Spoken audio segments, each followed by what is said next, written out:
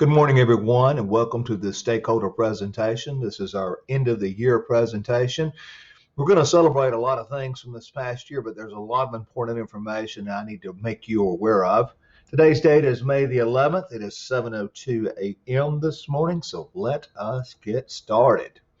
The contents within, if you want to hang around and listen to some of the things that I'm going to talk about this morning, we're going to demonstrate some appreciation today. We're going to talk about this year's achievements. What are we going to do with our devices? What are we going to do with our textbooks? How do we handle fundraisers, items left in school, report cards, summer school, PD for this summer, teachers? I'll make the Difference Award, which we missed in April, but we're making it up as we speak virtually. ACT makeups, Heart of the Community, student re-identification. Parents, about 2,000 plus of you have re-identified your children for this upcoming school year. Okay, if we don't take care of that business pretty soon, it's going to make transportation for your child almost impossible the first couple of days of school. So we've got to get out there, about 5,000 of us, and re-identify ourselves. Okay, and then we're going to talk, we're going to look, we're going to take a peek at what next school year could possibly look like. Teachers, parents, you'll want to stay tuned for that information here in just a moment. Kudos to everyone. When others walk, Phoenix City schools run. You already know that. You've lived that for the last couple of weeks, right? That's right. Harvey Glantz, Olympian in Phoenix City, great. He says, we're headed down the final stretch. Don't run to the line, people. Let us run through the line. Let's run through May the 15th. Don't walk. Don't look around. Keep your head down, your ears laid back. Pump those elbows. Let's run, not to the finish, but through the finish. Okay, thank you, students. I'm not so sure. I told the media a couple of days ago, I'm not sure we could have done this a few years ago. We didn't own our learning, and learning was something we said in the classroom and something that someone did to us. Okay, you've learned in the last couple of years that learning is your responsibility. Okay, you own that learning, and quite frankly, you've done extremely well the last 6 or 7 weeks. So kudos to our students. Thank you, parents, also, for your assistance and for your patience. I know that it has been difficult, especially if you have 2, 3, maybe 4 children that are in school. Sharing that Wi-Fi has been a challenge for you, but really the content in which the manner in which students learn today is so very different from the way that you and I learned. Okay, so thank you for being those homeschool teachers. Okay, now, if you suspended or expelled one of your children, we need to talk about that. Okay, I'm kidding. We're not going to talk about that. Okay, hopefully you did not expel your own students, your own children over the course of the last couple of weeks. Thank you, teachers. Command of content. You've always had that. But being able to do this in a remote setting like we've done, phenomenal job.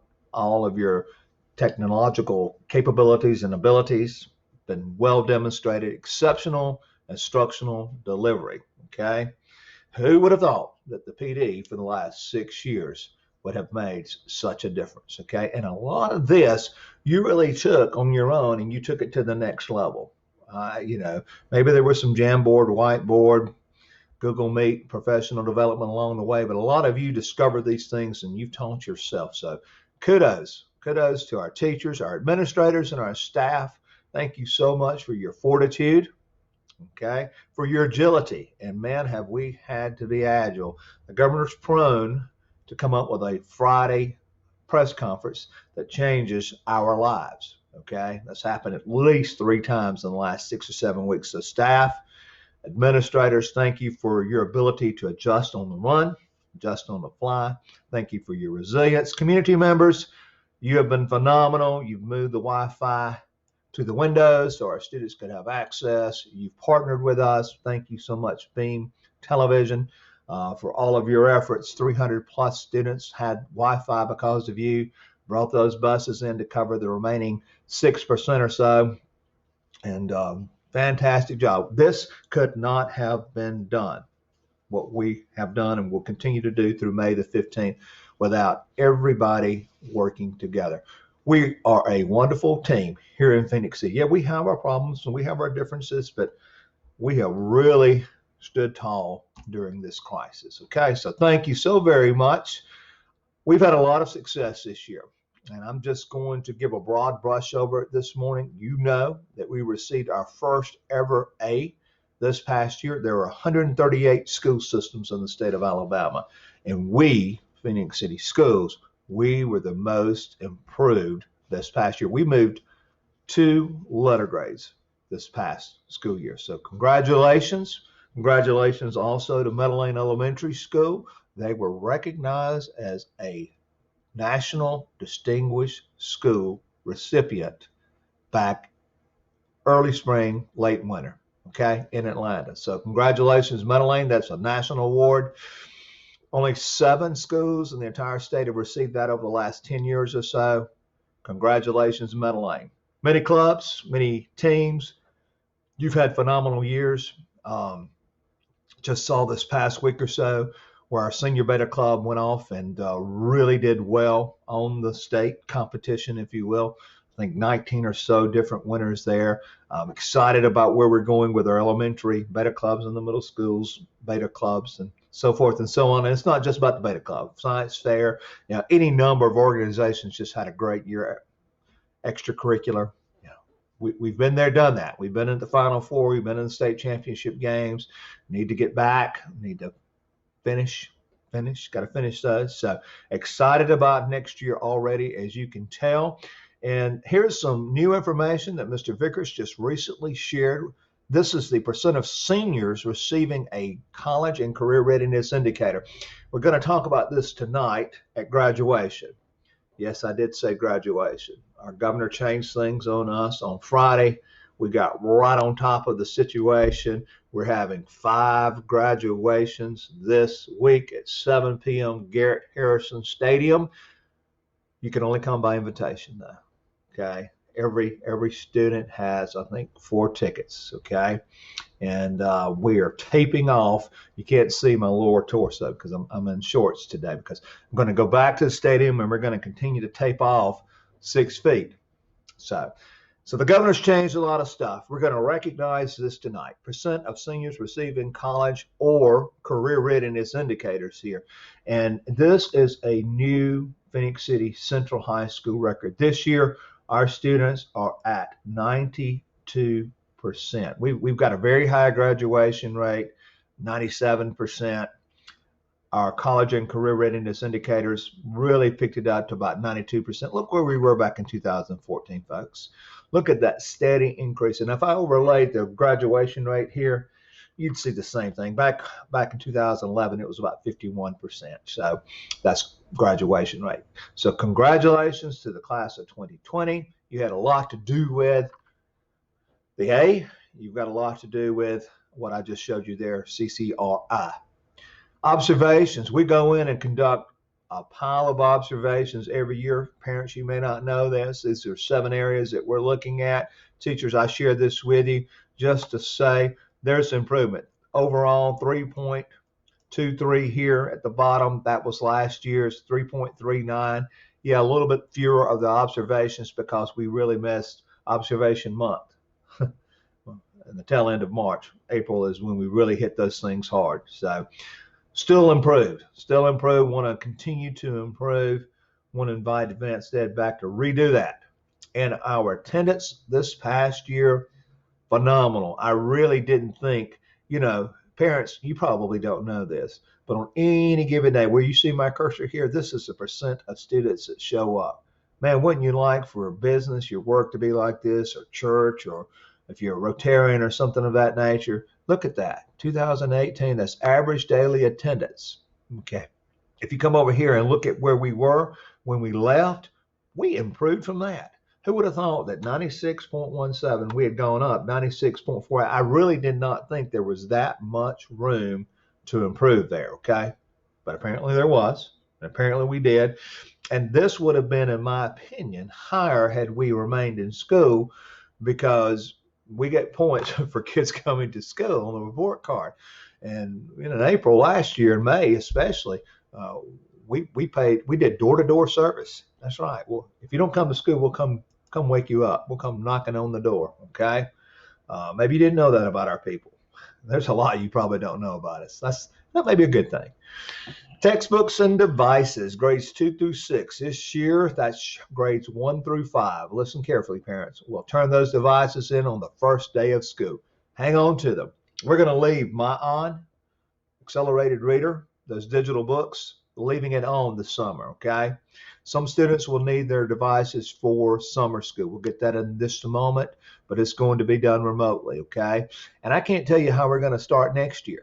So we're not just going to collect those devices only to hand them back in August, okay? So take care of them. They're still in your care. Utilize them for educational purposes, parents, this summer. The digital books still out there. So your child will have really almost like unlimited access to those books. Okay. CFA students. That's this year's 8th graders. If you're at South Girard, you go to the CFA hopefully next year. You'll turn those in on the first day of school. Okay. Students in grades 6 through 12, you're going to, from this point forward, the device that you're given in the 6th grade and the 9th grade is going to be the device that you keep throughout or currently have. It will be the device that you'll have as long as you're in Phoenix City schools. And here's the exception. In grade 6 and in grades 9, every year they'll get new Chromebooks. So 6th graders coming in, you're going to bring those 5th grade devices from PCES, MES, SES, WES, LES, RES. I think I got them all. Bring those on the first day of school, turn it in to your homeroom teacher. We'll take those back to Mount Lane, PCES, and so forth. Okay. But you're going to get new ones. And that device you get in the 6th grade is good for the 6th, 7th, and 8th grade. You'll bring it back your 9th grade year, you'll get another new one. 9, 10, 11, 12. And if this goes well, by the time you are seniors and you want to leave and go to college or 2-year school, we probably will allow you by that time to buy your device, okay, for a very, very small fee, okay? Textbooks will also be turned in first day of school, okay? So keep up with your textbooks, keep up with your Chromebooks. Right now, we still don't want to, touch paper.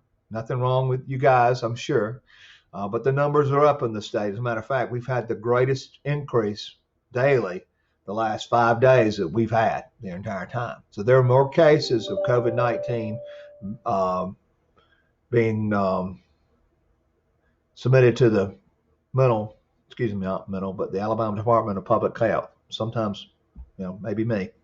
So textbooks, first day of school, elementary textbooks, they're going to be made electronic, which you can't see there at the bottom of the screen. Next year, we're going to make your textbooks electronic so that when we go home, there's no reissuing. You'll just download stuff from a Google Drive, probably. Fundraisers and purchased items that can be picked up after the 15th. I can't tell you when each school's picking them up because every school has a little bit different need. So they'll let you know. And the drive-in order is in effect. Don't get out of your cars when you come to school. Not yet. Okay. And the principal, they're responsible for adhering to this. Okay. Items left in school, we'll do those also after the 15th. Your principals have got to send home notices, a lot of notices, but they're going to tell you when you can pick those items up and how those fundraisers are going to be picked up. Probably not on the same day. Okay. I can only imagine some of the confusion with people getting in and out of cars to go inside. So your principals will let you know. Governor's order is in effect. Principals are responsible for that. Report cards. We told you a few weeks ago you needed to gain access to the parent portal and iNow. We meant that. And some good things have come out of this. We may be green with report cards from this point forward, okay? So iNow, parent portal, after the 23rd, you should see your child's grade. And if you need to print it, you can print it. I know some of you probably still scrapbook and want to keep up with those things. You can do that. But paper copies, we're not going to do paper copies until after school reopens, okay? Kindergarten report cards, they've been paper, still papers at this point in time. They'll either scan it or take a photo, parents, and they'll send it to you via email, okay? If you got any questions or concerns, contact your school. So grades 1 through 12, I now parent portal, kindergartners, they're going to be emailed. Summer school. Sent out a long memorandum a few weeks ago, maybe 2 pages. I said, here are the possibilities. Here's reality. We are going to do it remotely. Okay, we're still not ready to open our school doors. School doors will be one of the last things that will be open. We purchased some Wi-Fi, some individual hotspots for people that do not have internet access. So we want your child, if they need summer school, to participate. 6 through 12, it'll be a blended learning model. We'll be heavily reliant upon Edgenuity for the delivery of instruction.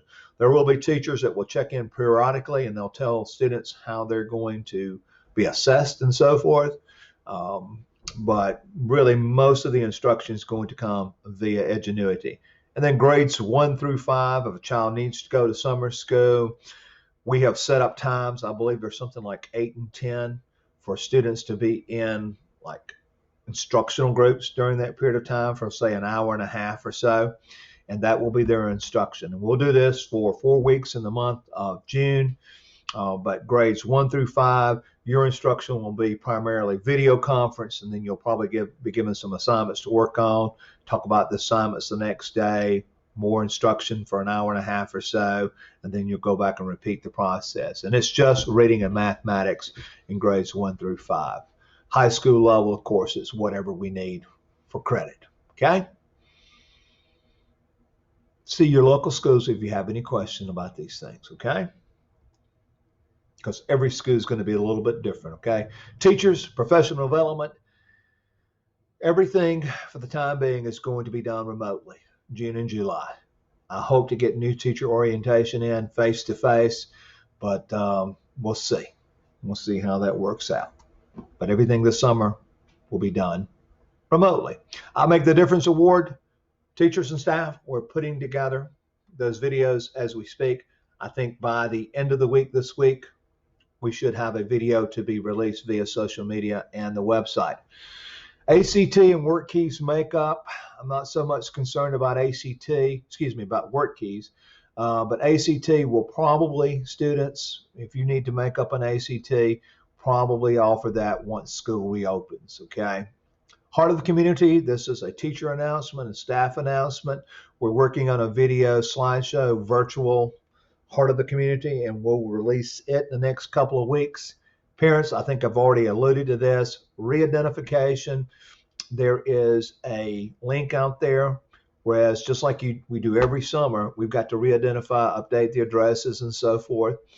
And only about 2,000 plus have done that. We've got 7,500 students, 7,200 students that are actually K through 12. So we're expecting another 6,800 or so, not 6,800, total 6,800 because we're graduating seniors. Seniors will be about 400. So we've got about another 4,800 to go. Yes, something of that nature, okay? So if you've not re-identified, please do so as soon as possible.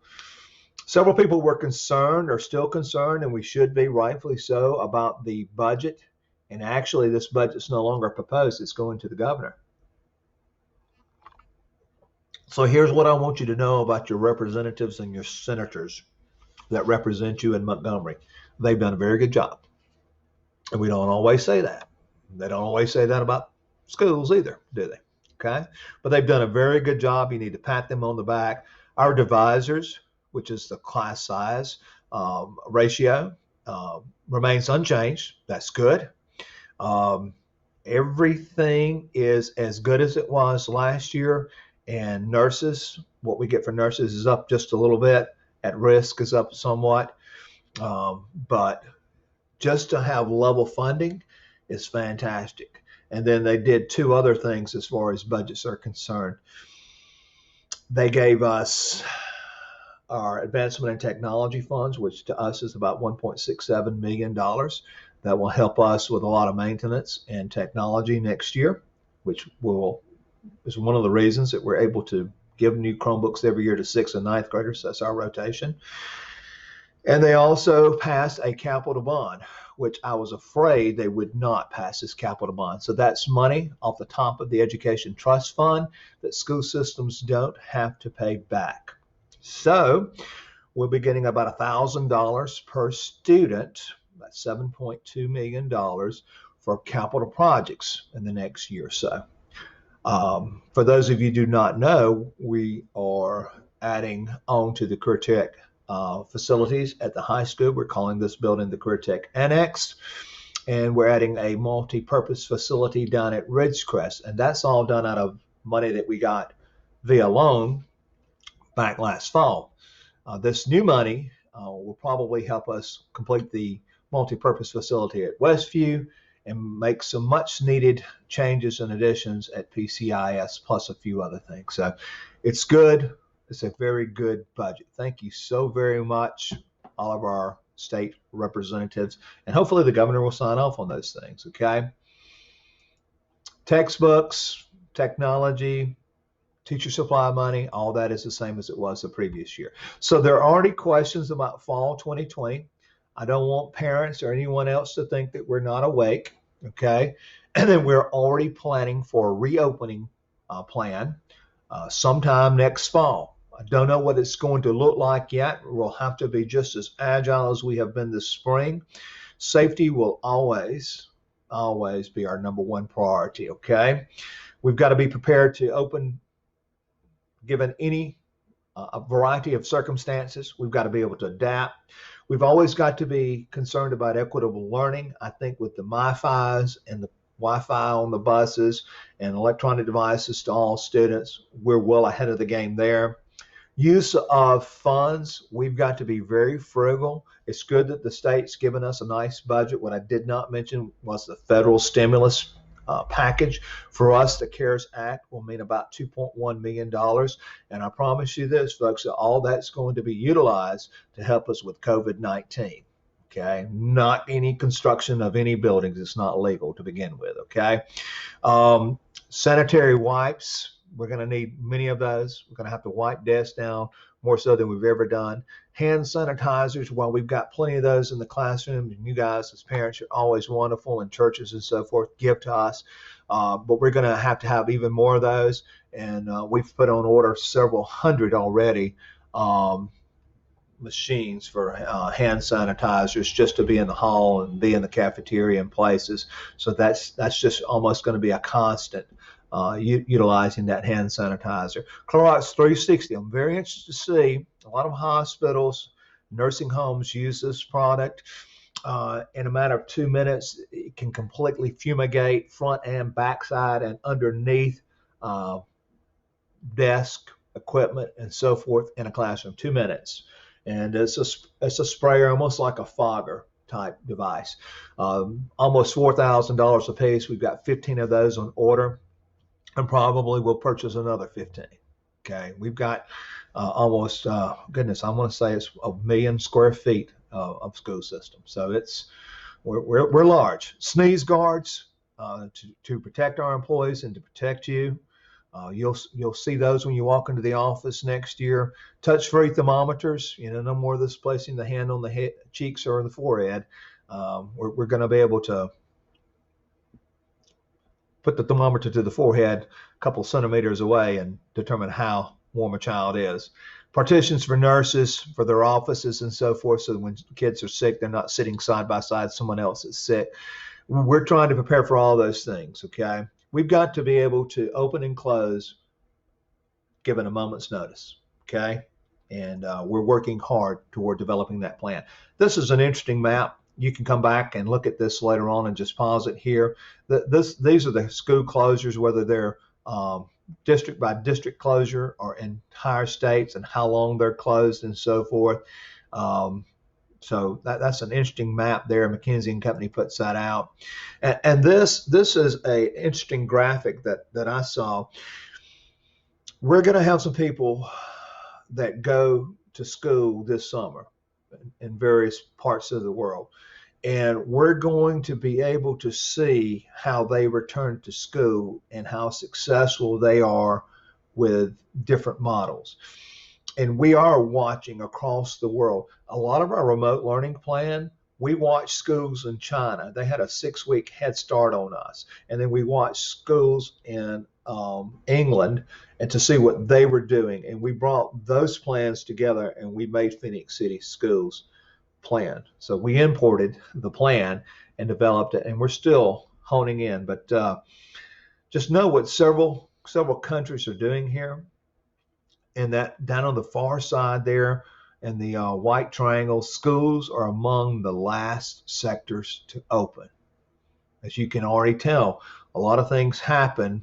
Barbershops and salons, they'll open probably before schools, but we're very vulnerable in schools. You have large church gatherings, maybe a couple hundred people. Well, we CFA and CHS, we're putting 2,000 plus on it every day. Okay. And goodness, we only know what a Friday night looks like around here. Okay. There are a lot of people in Garrett Harrison Stadium. So all that being said, here are a couple different models that various countries are looking at. I found this interesting. We were talking about this the other day, and we were talking about social distancing on buses. And, that would be most difficult. But some of these plans show primary and elementary school students coming back to school and high school students staying at home and learning remotely. Well, we could probably do a much better job of social distancing on a bus if we took our 60 buses, and one school might have to start at 8 and one school might have to start at 9 in the elementary levels, but we could run 2 routes of elementary and make it happen. So we're going to have to really think outside of the box. Okay. I'm not saying that we're going to do these things, but here are some models for reopening. And I thought that was interesting. And high school people are a little more accustomed to Google Meet and Google Classroom. So that could happen. I'm not saying that it will, but it could. So there's several things that we've got to consider. Communication. I hope you feel like you've been communicated with the last 6 or 7 weeks. I've actually tried to over communicate with you. Okay. Whatever the governor says and whatever state and local health officials, whatever they say is what we'll do. Okay. So don't worry about Randy or a group of people here at the central office or even a board making these decisions. The governor makes these decisions and the health officer, people that are much better versed than our lay people when it comes to medical conditions and so forth, the environment. So we're going to continue to look at our policies, look at our doctrine, and continue to massage those things. We've got to re-examine every aspect. Okay, and I put these things out there as question marks because I need teachers to start thinking along these lines. I need the board members to start thinking along these lines. Is there an advantage to a shortened school year? We already know that we can do school in 175 days by adding 15 minutes to the day. Is it worth doing that instead of starting so early in August, maybe middle of August? Okay. Does that reduce the amount of time that kids are come in contact with one another? So that's on the table.